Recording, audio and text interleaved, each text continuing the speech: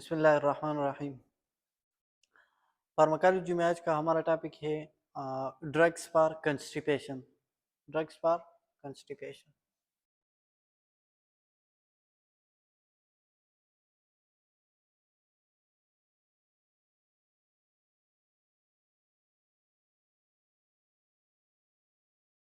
Drugs for constipation.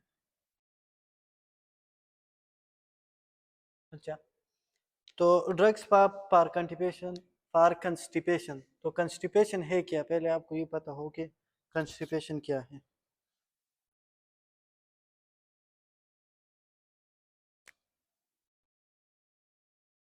Constipation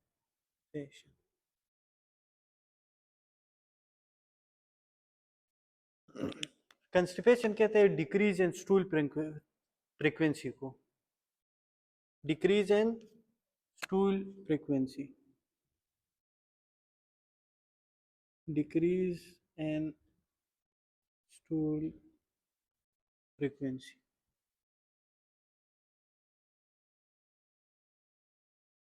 तो ये हमारे पास क्या है? कंस्टिपेशन या difficulty in passing the stool, in passing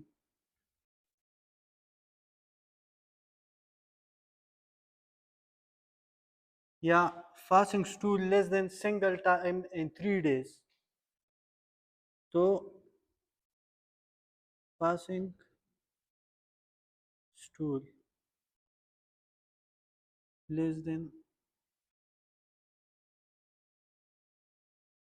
single time in 3 days।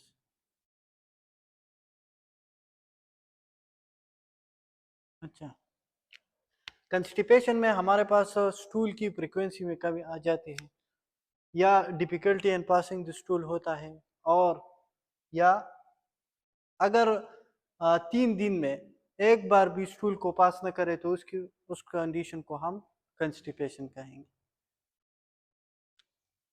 अब देखो, कंस्टिपेशन किस चीज की वजह से होती है? काजेस।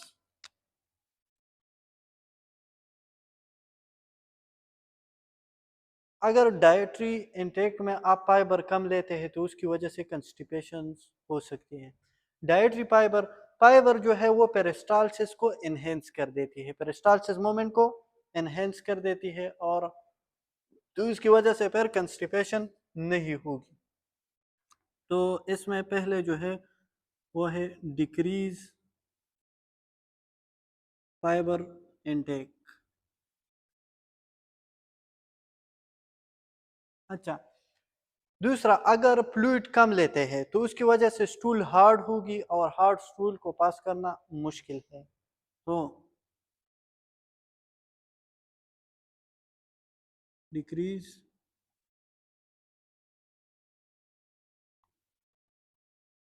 Fluid intake. अच्छा, तीसरा, फिजिकल एक्टिविटी की वजह से भी पेरिस्टालसिस अच्छी होती है। अगर फिजिकल एक्टिविटी ना हो तो उसकी वजह से भी कंस्टिपेशन हो सकती है। तो तीसरा क्या है? Lack of physical activity.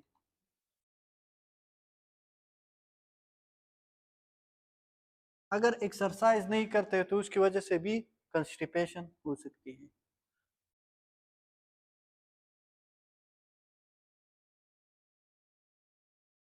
तो काजेज में हमारे पास डाइटरी इंटेक में फाइबर कम हो, फ्लूइड इंटेक कम हो, फिजिकल एक्टिविटी कम हो, तो उसकी वजह से ये हो सकती है। ठीक है।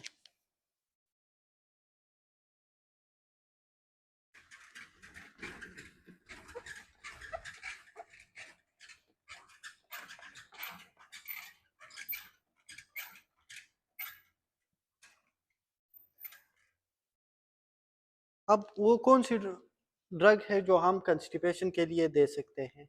तो ड्रग्स फॉर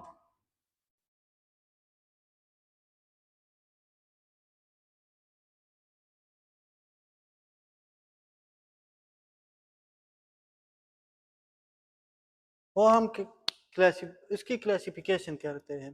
पहला जो क्लासिफिकेशन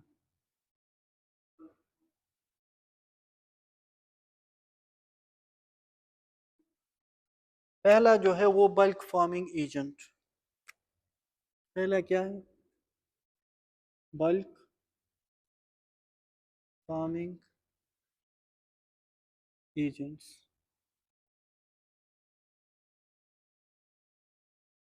तो ये हम यूज करते हैं किस चीज के लिए? कंस्टिपेशन के लिए। बल्क फार्मिंग एजेंट में हमारे पास कौन कौन सी एजेंट है? एजेंट्स, पहला डाइटरी फाइबर,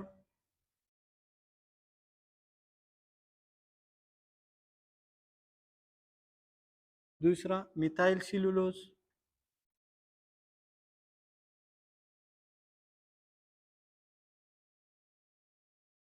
और तीसरा साइलियम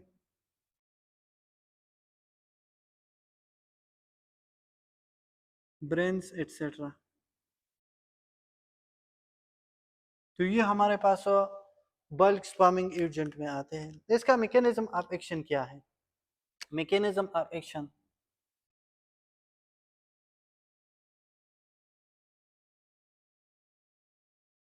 अच्छा, these agents increase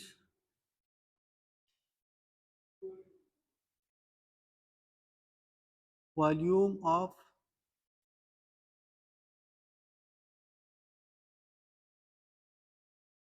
stool। तो ये बल्क को इंक्रीज कर देता है, वॉल्यूम बल्क। और इसकी वजह से क्या होती है? पेरिस्टालसिस अच्छे होते हैं। It stimulate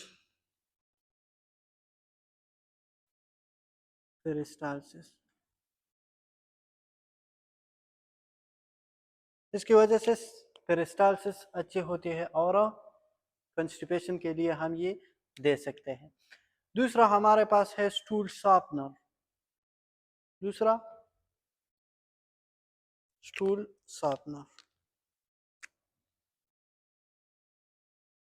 stool sharpener. Stool sharpener stool को सॉफ्ट कर देते हैं। तो ये एजेंट क्या कराते हैं? This agent increase water absorption in the stool, और इसकी वजह से स्टूल साफ होते हैं।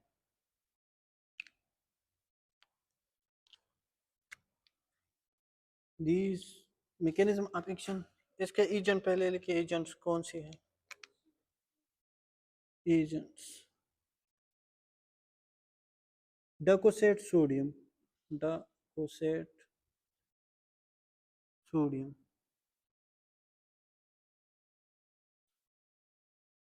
डकोसेट सोडियम। ये क्या? नहीं, वो ओरल रिहाइड्रेशन, वो जब डिहाइड्रेशन ज्यादा हो जाए तो उसकी वजह से हम देते हैं। वो तो बीपी को जब कम हो तो उसके लिए दे। अच्छा, तो ये क्या इसका मैकेनिज्म ऑफ एक्शन क्या किस तरह है? These agents increase water absorption in stool,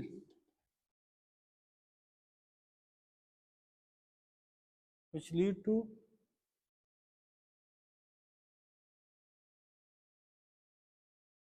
stool softening। तो इसकी वजह से फिर स्टूल सॉफ्ट होते हैं और स्टूल को पास करने में आसानी होता है। अब देखो, कंस्टिपेशन में स्टूल हार्ड होते हैं, तो कुछ इस तरह ड्रग हमने देना है जिसकी वजह से स्टूल सॉफ्ट हो जाए। अगर हम स्टूल सॉफ्ट डेकोसेट सोडियम दे दे तो उसकी वजह से स्टूल साफ होगी और उसको पास स्टूल को पास करने में आसानी होगी।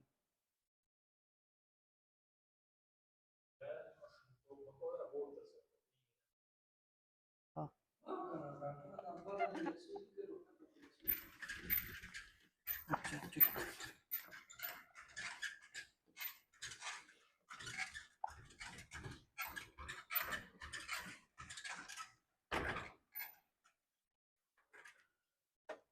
हाँ जी।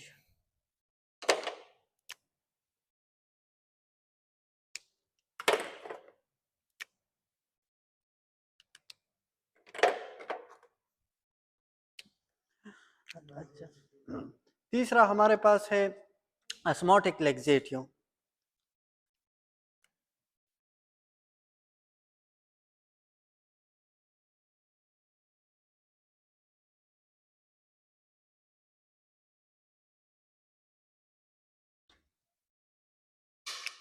ऑस्मोटिक लैक्सेटिव में हमारे पास एजेंट कौन कौन सी है? तो एजेंट्स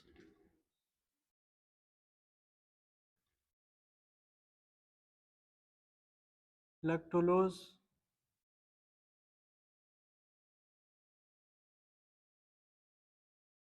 मैग्नीशियम हाइड्रोक्साइड,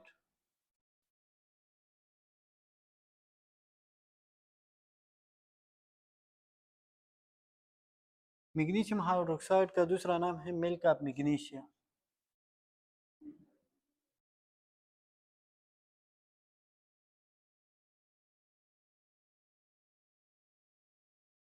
अच्छा, पॉली इथाइलिन ग्लाइकोल,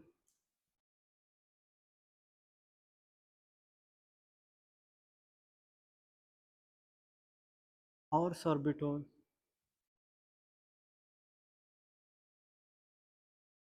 अच्छा, ये लैक्टोलोज ऑस्मोटिक लैक्सेटिव ऑस्मोसिस के थ्रू ये फ्लूइड को ज़्यादा कर देते हैं ल्यूमन ऑफ इंटेस्टाइन में, और इसकी वजह से क्या होती है?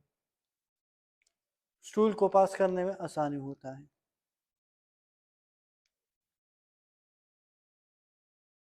अच्छा, तो मैकेनिज्म ऑफ एक्शन किस तरह होगी?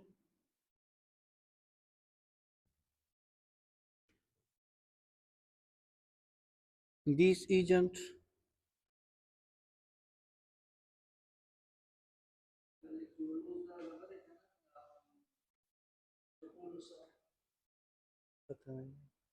these agents draw water into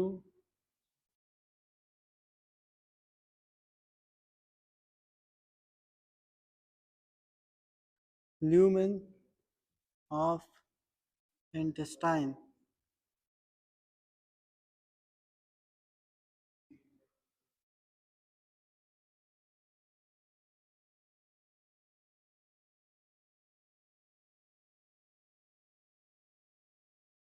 अच्छा, ये ऑस्मोसिस के थ्रू सेल से, मिसाल के तौर पर ये इंटेस्टाइन है, ये क्या है? इंटेस्टाइन। सो ये इंटेस्टाइन के सेल से, और ये इंटेस्टाइनल ल्यूमेन है। तो ये ऑस्मोसिस के थ्रू वाटर ड्रा कर देता है, इस ल्यूमेन में वाटर ज़्यादा होते हैं, तो उसकी वजह से क्या होते हैं? Stool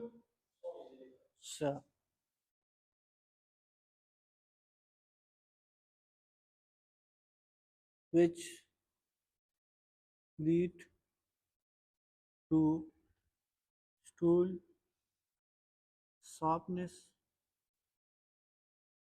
and improve bowel movement.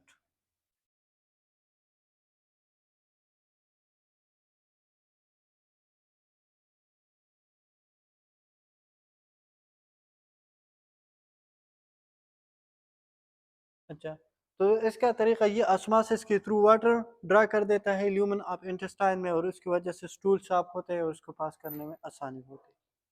तो मैकेनिज्म ऑफ एक्शन इसका आसान है। या ये फार्माकोलॉजी का पिक्चर क्यों लेते?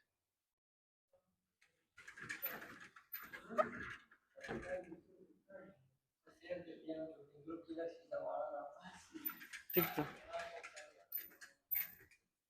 خير يوني كذاش وقت تشنج زار بيت واحدة स्क्रीन शॉट दिए हुए वाखला था। अच्छा, इसमें जो फोर्थ नंबर है वो stimulant, irritant, laxative.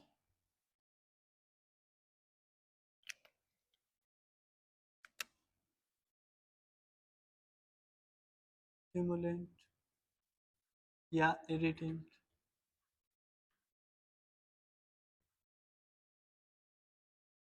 laxative. अच्छा, इसमें हमारे पास एजेंट है, एजेंट्स, एजेंट्स सिन्ना, बिसाकोडाइल,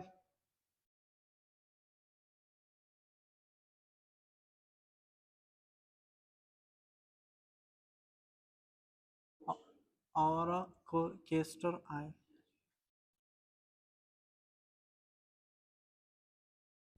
तो ये स्टिमुलेंट इरिटेंट लैक्सेटिव ये क्या कराता है, एंटेरिक नर्व्स को इरिटेट कर देता है और उसकी वजह से पेरिस्टाल्सिस एनहेंस होती है।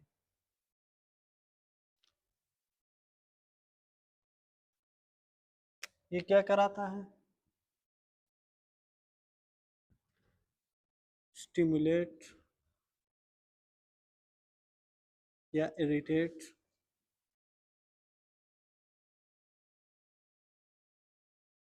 Enteric nerves.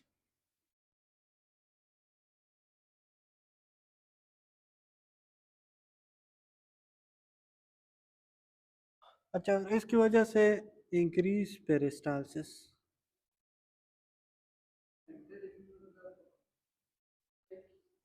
हाँ, enteric nervous system intestine digestive system में होता है। अब देखो, ये अगर ये इंटेस्टाइन,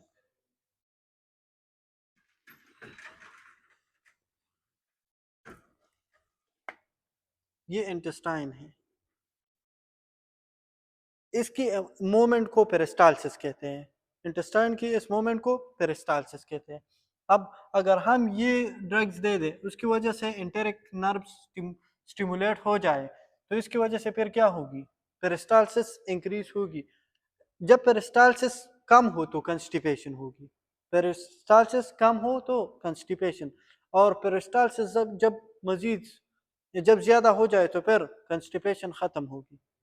और अगर पेरिस्टाल्सिस बहुत ज्यादा हो तो उसकी वजह से क्या होगी, डायरिया, उसकी वजह से फिर क्या होगी, डायरिया। अच्छा, फोर्थ नंबर जो है वो क्या है,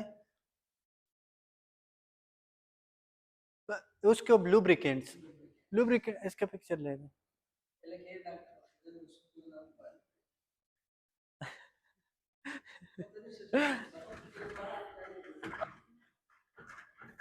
तिलावत के कलार शती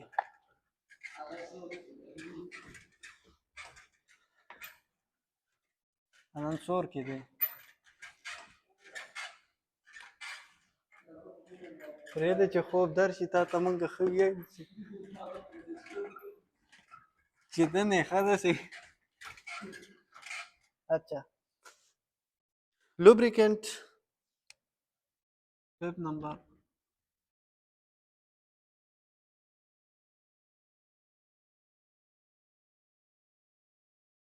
इसमें हमारे पास मिनरल आते हैं, mineral ion,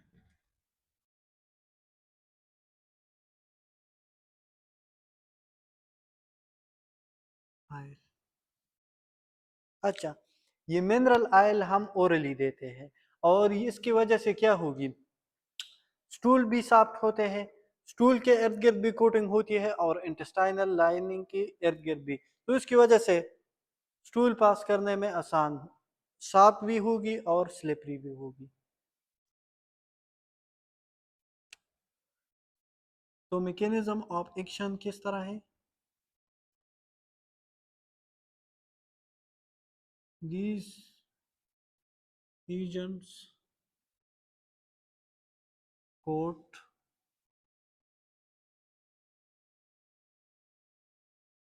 stool and intestinal lining।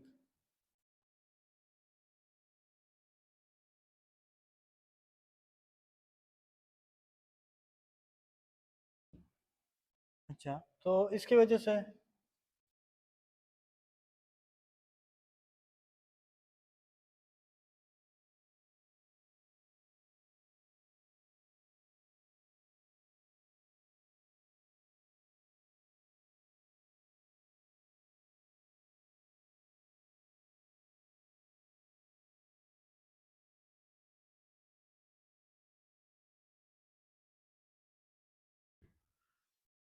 ये इंटेस्टाइन है, देखो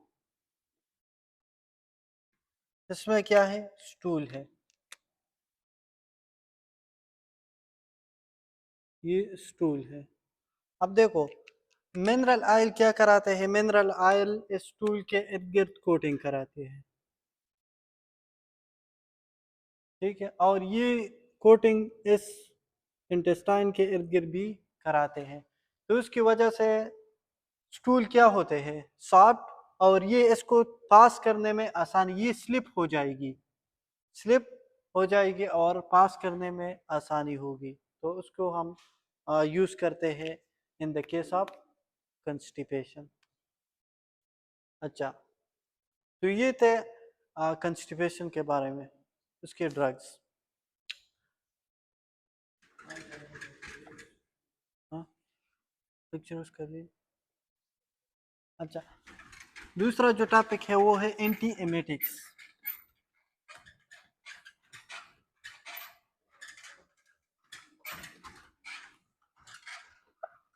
एंटी एमेटिक्स वो ड्रग्स है जो हम वोमिटिंग के लिए देते हैं। एंटी एमेटिक्स वो ड्रग्स है जो वोमिटिंग के लिए हम देते हैं। एंटी एमेटिक्स,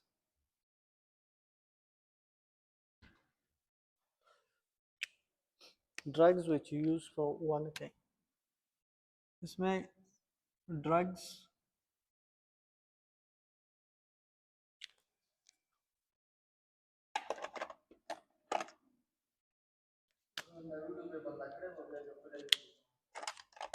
ठीक है ना, बस ठीक, drugs which is used for vomiting. Anti emetics drug हमारे पास वो ड्रग्स है जो हम वोमिटिंग के लिए देते हैं। पहले आपको पता हो कि वोमिटिंग क्या है। Vomiting, forceful expulsion of gastric content through the mouth preceded by nausea। पहले नाजिया होते हैं और उसके बाद vomiting.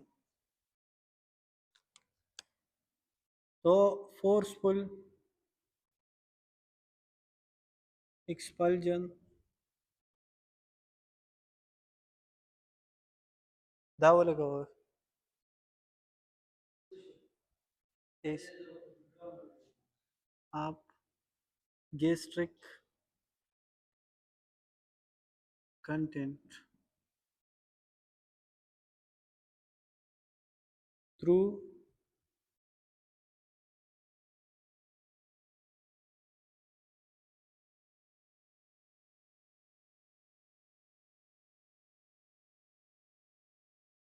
usually preceded by nausea।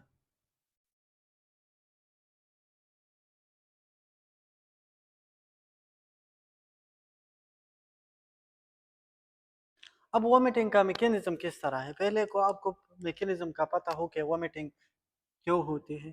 तो mechanism,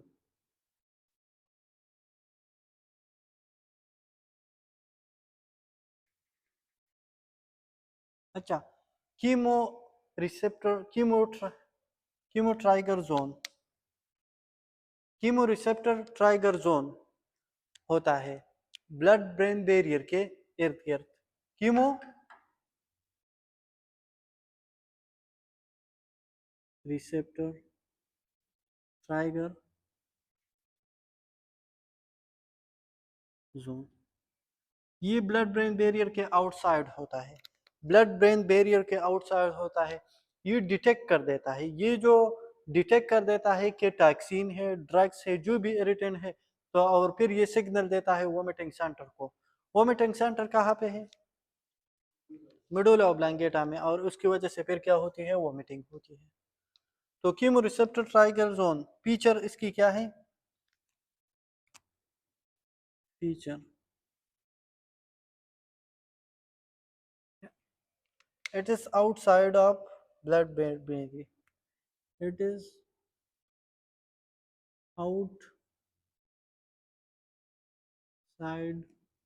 of blood brain barrier,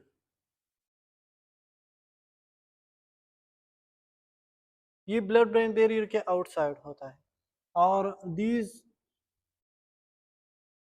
detect toxin, bacteria, drugs and signal into vomiting centre.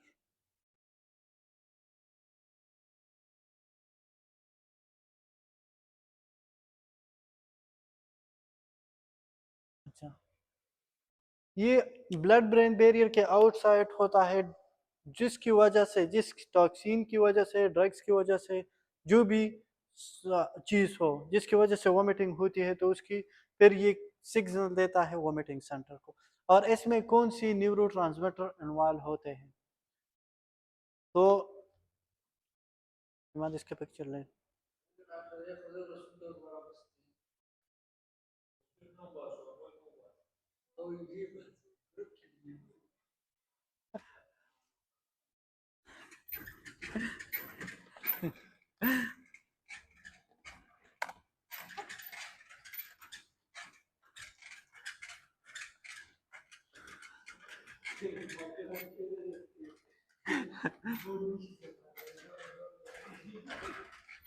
नीचे उसका, हाँ चे बहुत उसको। तो न्यूरो ट्रांसमीटर इसमें कौन कौन सी जो न्यूरो ट्रांसमीटर इसमें इन्वॉल्व होते हैं? न्यूरो ट्रांसमीटर इन्वॉल्व, अच्छा, डोपामिन है पहला, डोपामिन,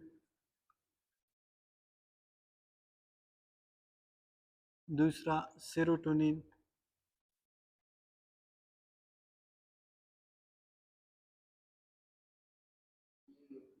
न्यूरो ट्रांसमीटर हमारे पास न्यूरोकाइनिन 1,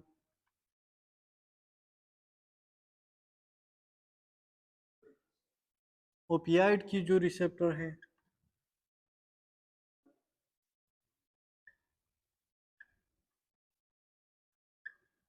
M1 एंड H1 रिसेप्टर।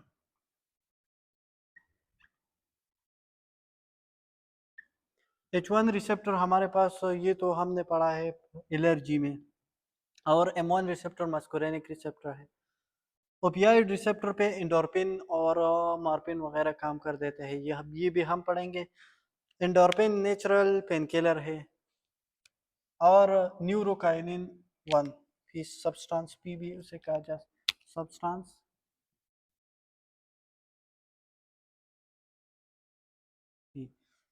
मतलब अगर हमने वोमिटिंग को रोकना है तो इसका मतलब है कि ये जो न्यूरोट्रांसमीटर है उसकी रिसेप्टर को ब्लॉक करना है, ये न्यूरोट्रांसमीटर है उसकी रिसेप्टर को ब्लॉक करना है। इसके जो रिसेप्टर है डोपामिन की, ये डिस्टर्ब होते हैं, उसके लिए स्टिमुलस ज़्यादातर जीआईटी की वजह से। अगर जीआईटी में मसला हो और उसकी वजह से वोमिटिंग होती है तो फिर हम डी टू रिसेप्टर को ब्लॉक करेंगे। तो डी टू रिसेप्टर, और ये जीआईटी में मसला हो तो फिर हम डोपामिन की रिसेप्टर को ब्लॉक करेंगे। सेरोटोनिन 5HT3 रिसेप्टर, या सेरोटोनिन रिसेप्टर और उसका दूसरा नाम 5HT3 रिसेप्टर। अगर कीमोथेरापी इंड्यूस्ड वोमिटिंग हो तो फिर हम ये ड्रग्स देंगे, chemotherapy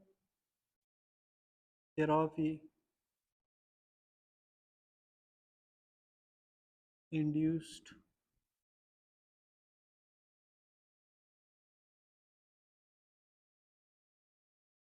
late chemotherapy induced vomiting में हम ये देते हैं।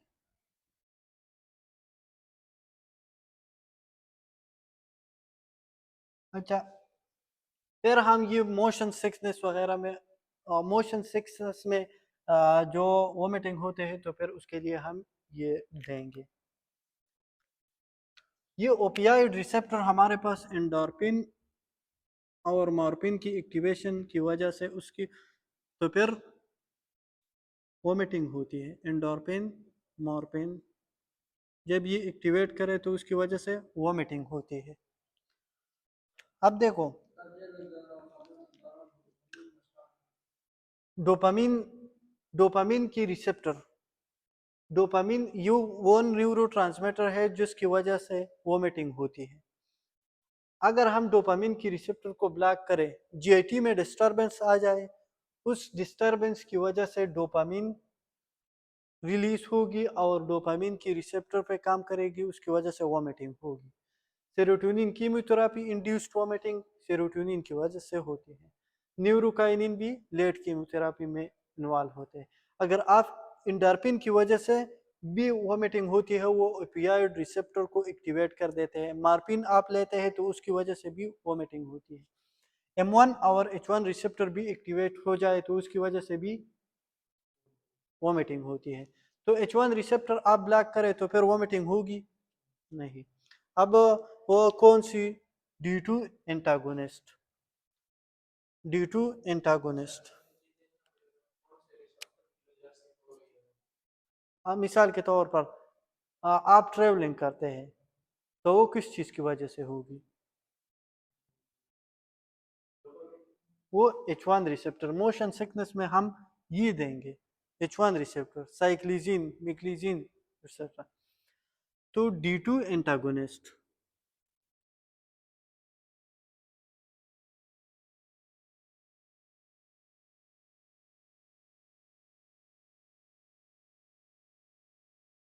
तो D2 एंटागोनिस्ट में हमारे पास एजेंट्स कौन कौन सी है।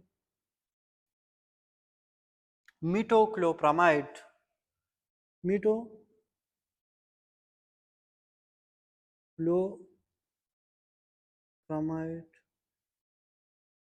डोमपेरिडोन,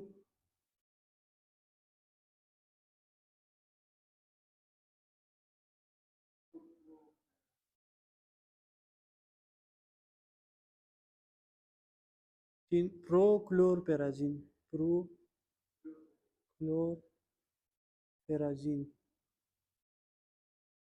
तो ये वो ड्रग्स है जो D2 रिसेप्टर को इनहिबिट कर देता है और ये हम वोमिटिंग को रुकने के लिए दे सकते हैं। हेलोपेरिडोल इसमें वो एंटीसाइकोटिक है, D2 रिसेप्टर एंटागोनिस्ट है लेकिन वो वोमिटिंग के लिए ज्यादातर यूज नहीं। अच्छा पिक्चर दिवा इसकी।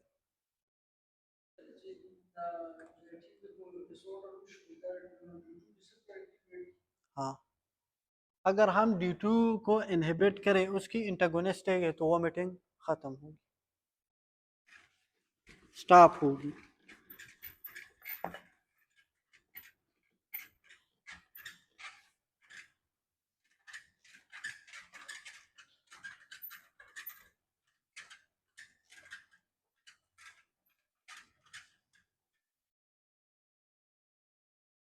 अच्छा, दूसरा हम क्या दे सकते हैं, सेरोटोनिन एंटागोनिस्ट।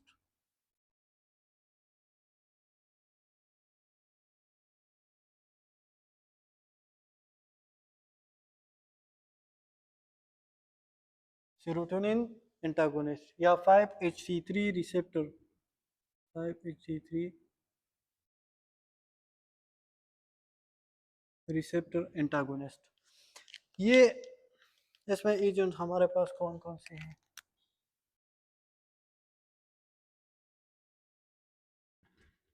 एजेंट्स में अंडेनसेट्रॉन,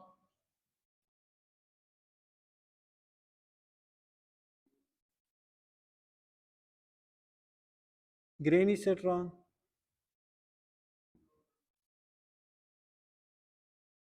डोलासेट्रॉन और फेलोनोसेट्रॉन।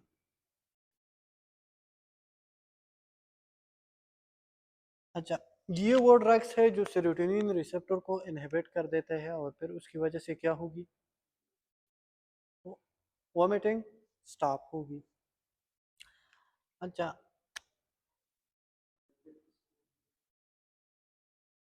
साइड इफेक्ट इसकी है क्यूटी प्रोलांगेशन।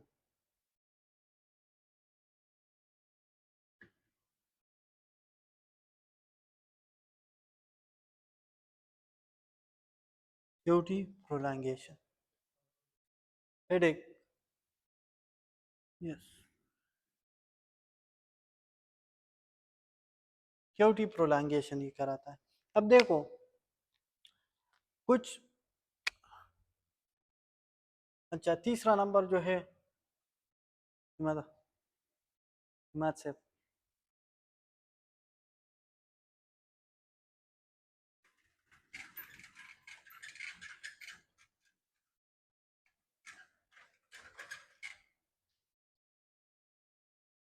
अच्छा तीसरा नंबर हो वो न्यूरोकाइनिन 1 एंटागोनिस्ट,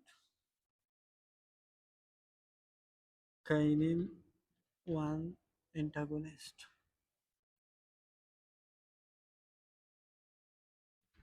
इसमें एजेंट्स है, एजेंट्स एप्रीपेटेंट, पेटेंट, रूला पेटेंट।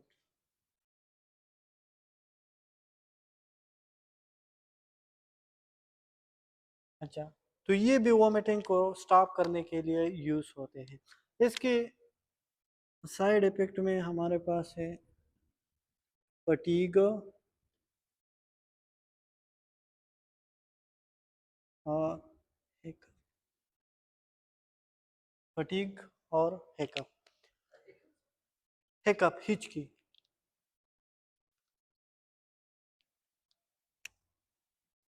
हाँ तीसरा, अच्छा और लास्ट जो है M1, fourth number M1 antagonist.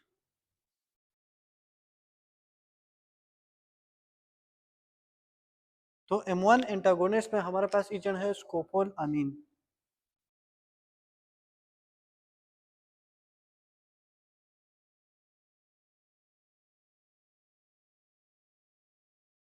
ठीक है, ये M1 रिसेप्टर को इनहिबिट कर देता है और इसकी वजह से वोमिटिंग स्टॉप होगी।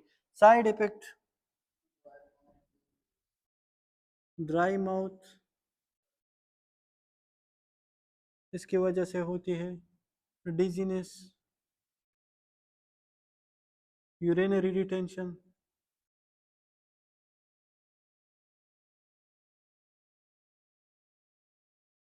और ब्लरिंग ऑफ विजन। ये M3 रिसेप्टर को भी ब्लॉक कर देते हैं तो उसकी वजह से urinary retention, blurring of vision भी होती है। अच्छा लास्ट जो है वो H1 रिसेप्टर एंटागोनिस्ट है। H1 receptor antagonist इमादा।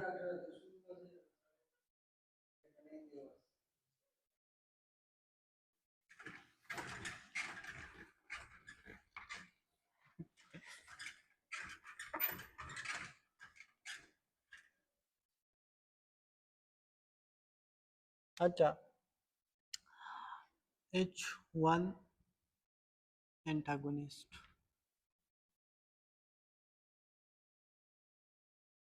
ये एलर्जी के टॉपिक में भी हमने पढ़ा था।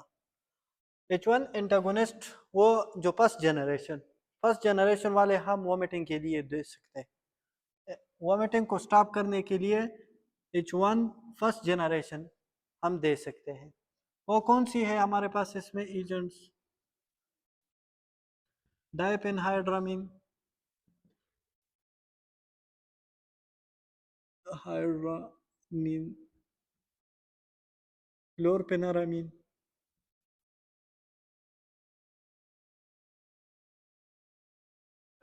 डाइमिनहाइड्रेनेट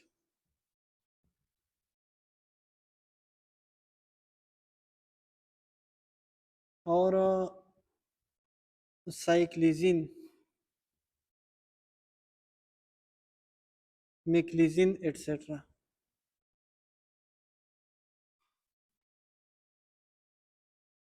इसमें जो ज़्यादातर यूज़ होते हैं वो साइक्लिजिन बेस्ट है, ज़्यादातर साइक्लिजिन यूज़ होते हैं।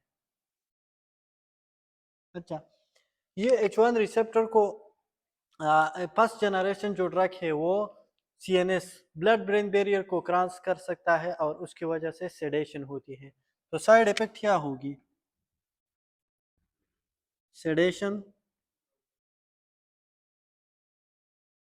ड्रोजीनेस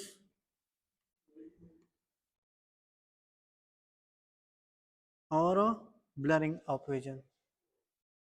ब्लरिंग ऑफ विजन भी हो सकती है।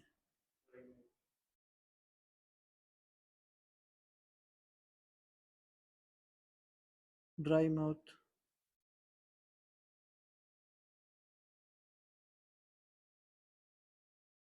अच्छा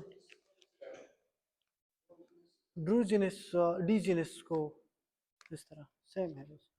अच्छा, इसमें हमारे पास कुछ ड्रग ऑफ चॉइस है। मिसाल के तौर पर प्रेगनेंसी में drug of choice and pregnancy. तो प्रेगनेंसी में ड्रग ऑफ चॉइस क्या है?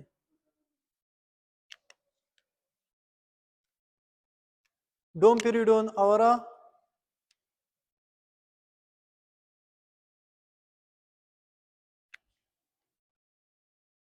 पेरिडॉक्सिन,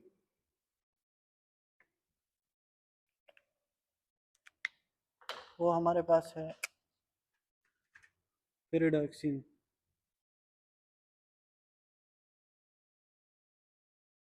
विटामिन B6 और डोमपेरिडोन।